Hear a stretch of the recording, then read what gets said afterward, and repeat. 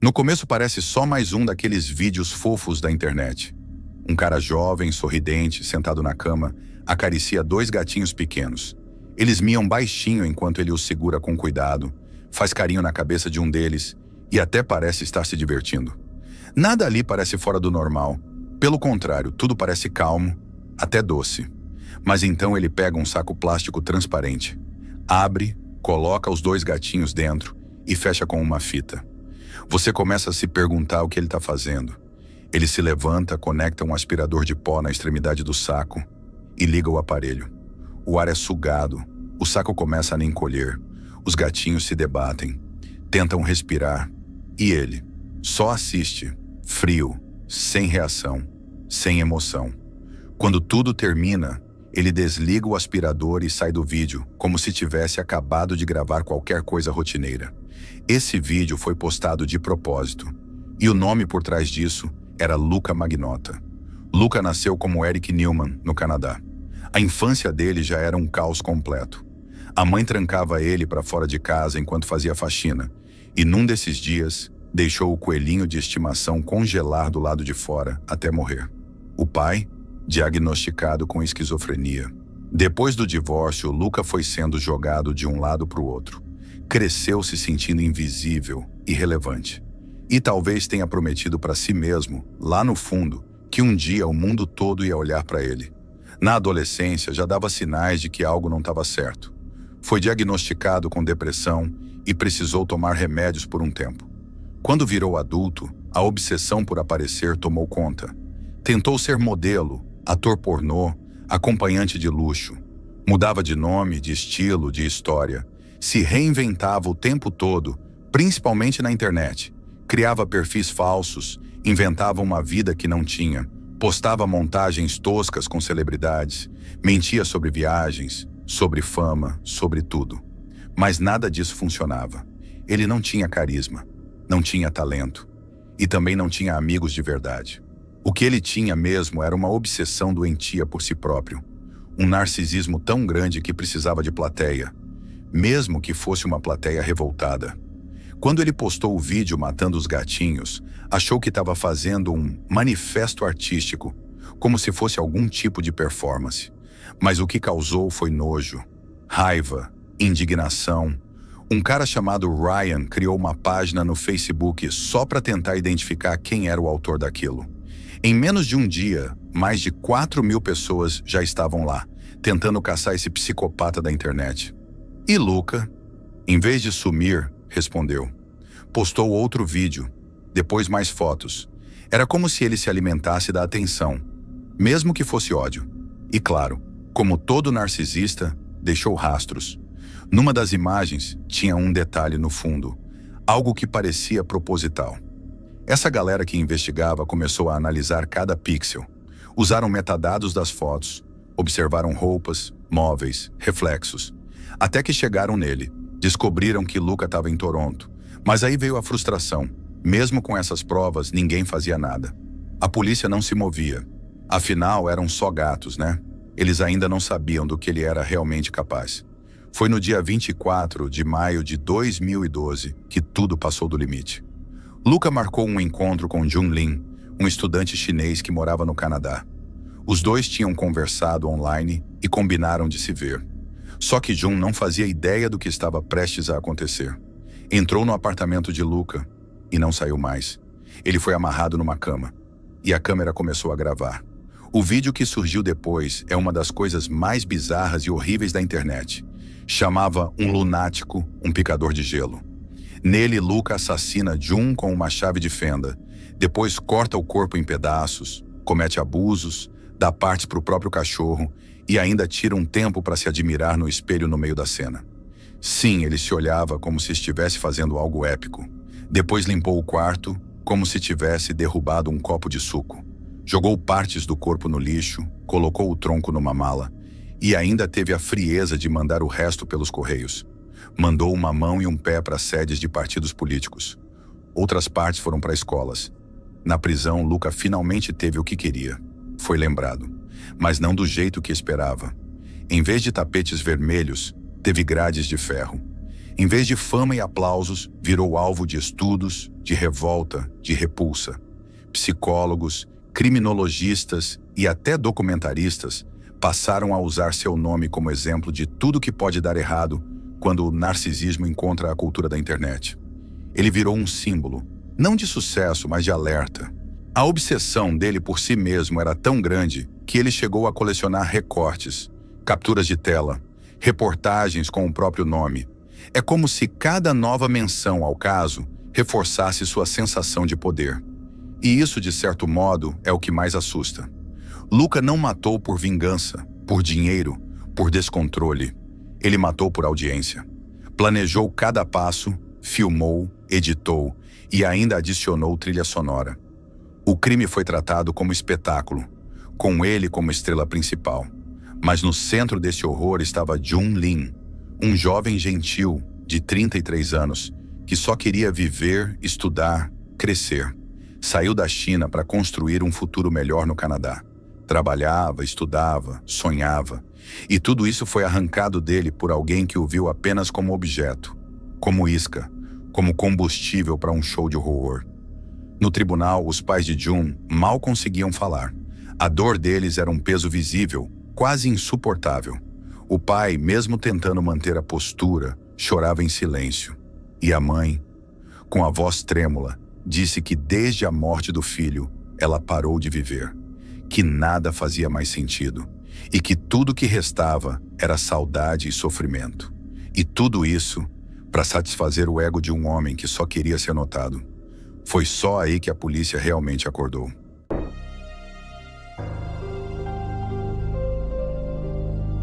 Na madrugada de 27 de maio de 2023, uma garota de aparência tranquila puxava uma mala numa rua de Busan, na Coreia do Sul. Vestia uniforme escolar, usava óculos e parecia uma simples estudante. Nada nela chamava atenção. Ela acenou para um táxi e entrou no carro com a tal mala, que parecia pesada. O destino que ela pediu? Uma área isolada da cidade, cheia de árvores, próxima ao rio Nakdong, lugar bem estranho para alguém ir sozinho, de madrugada. Mas o taxista não questionou, levou.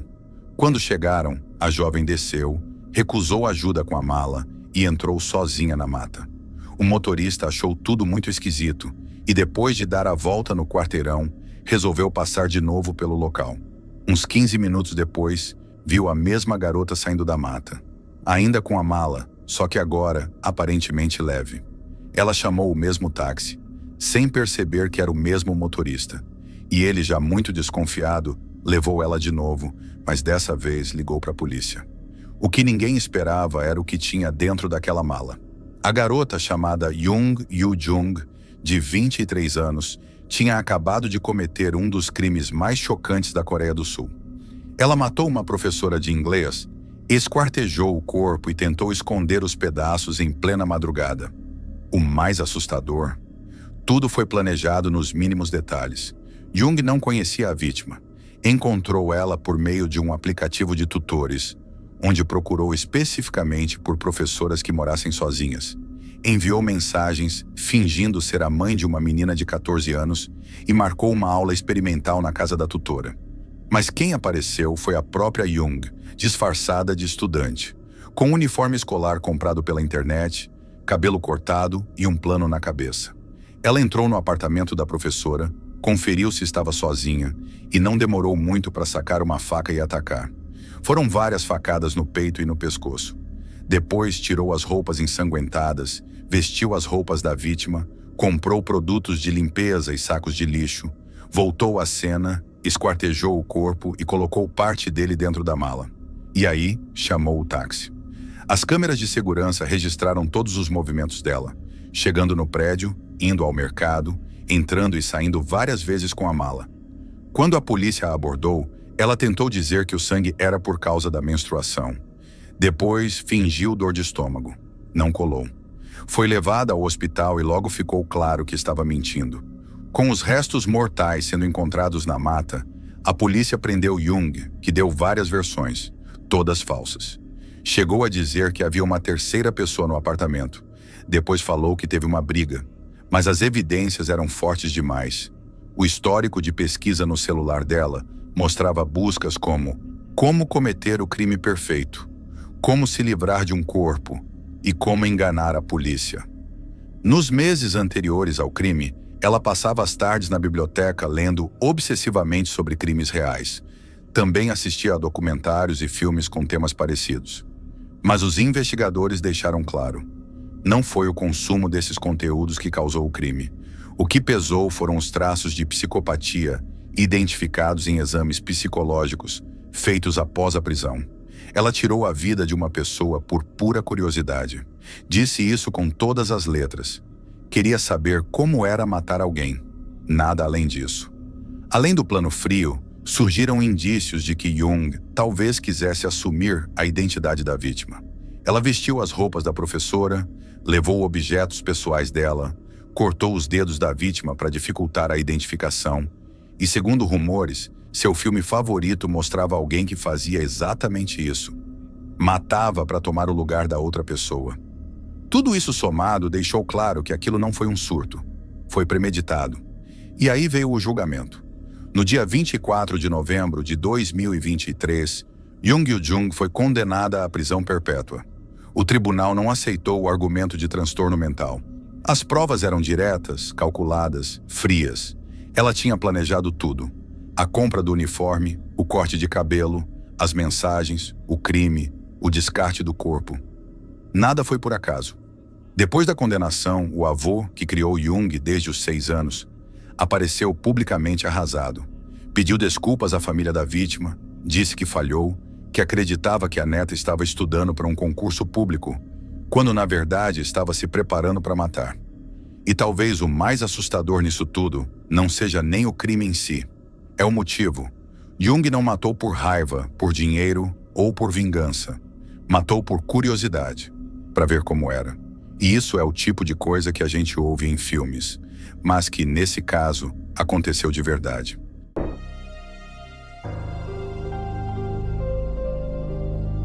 Emma Walker era o tipo de garota que parecia ter tudo pela frente. Tinha só 16 anos, era carismática, inteligente, amava animais e sonhava em ser enfermeira neonatal.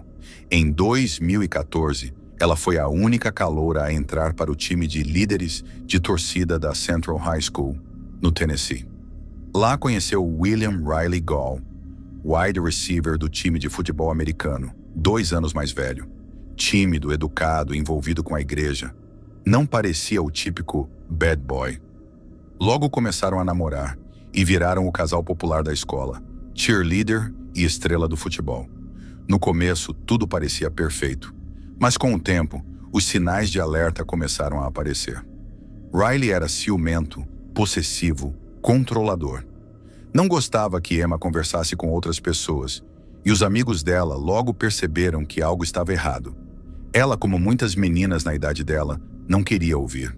Dizia que estava tudo bem, que ele só era protetor. Quando os pais tentaram intervir, tirando o celular dela, Riley deu um iPod só com Wi-Fi para que pudessem continuar se falando escondido. Era um relacionamento tóxico, e só piorava. Foram 2 anos de idas e vindas, brigas intensas, seguidas de mensagens dramáticas e pedidos de desculpa. "Você está morta para mim, vou verificar seu obituário", ele chegou a escrever. E depois, na sequência, "Te amo mais do que palavras podem dizer". Emma tentava se afastar, mas ele sempre dava um jeito de voltar. Até que no fim de 2016, já na faculdade, Riley viu Emma de vez decidida a seguir em frente. Ela disse aos amigos que tinha terminado. E dessa vez parecia para valer. Mas Riley não aceitou.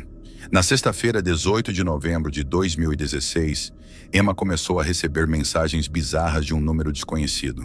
Dizia que ela deveria sair de casa se não quisesse que alguém próximo se machucasse. As mensagens ficaram mais estranhas ainda, até que disseram que Riley tinha sido deixado ferido do lado de fora. Emma e um amigo correram e encontraram ele deitado num mato perto da casa, dizendo que tinha sido sequestrado. Parecia um teatro mal feito. Emma chorava, pediu que ele fosse embora, e ele saiu andando. No dia seguinte, ela viu um homem vestido de preto rondando sua casa. Assustada, ela mandou mensagem para Riley. "Te odeio, mas preciso de você agora." Ele correu até lá, fingiu preocupação, mas amigos disseram que era ele o homem de preto, e o carro dele foi visto ali por perto. Na madrugada de domingo, 20 de novembro, tudo parecia calmo. Emma dormia em casa.